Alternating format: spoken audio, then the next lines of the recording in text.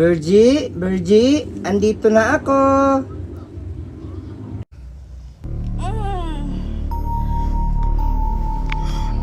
Ay hala, dito pala ako nakatulog sa bahay-bahayan namin ni Maymay.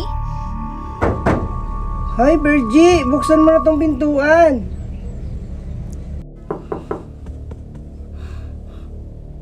Siguro si Maymay yung kumakatok sa pintuan namin. Kasi wala namang nabanggit si Mami na may bisita kami ngayon. Ang aga niya naman pumunta dito sa bahay namin. Kakagising ko pa lang eh.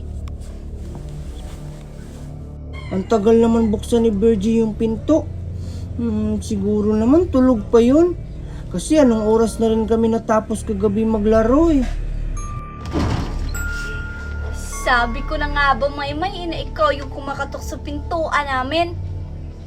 Buti naman at binuksan mo na yung pintuan, Virgie. Kanina pa ko dito, no?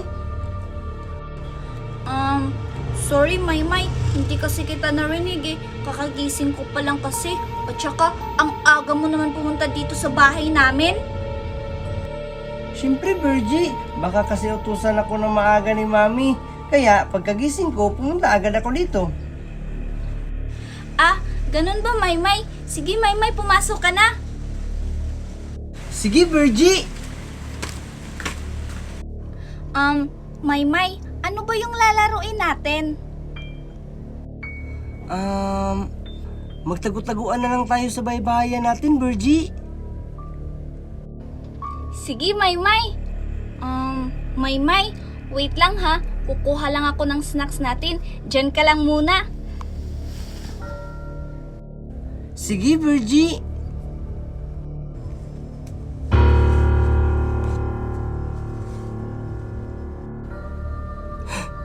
Hala, ano yun?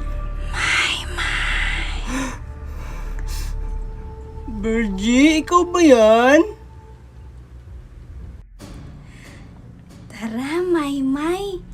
Maglaro na tayo sa bahay-bahayan niya ni Virgie. Hoy, Virgie, hindi nakakatawa yung joke mo sa akin, ha? Lumabas ka na dyan.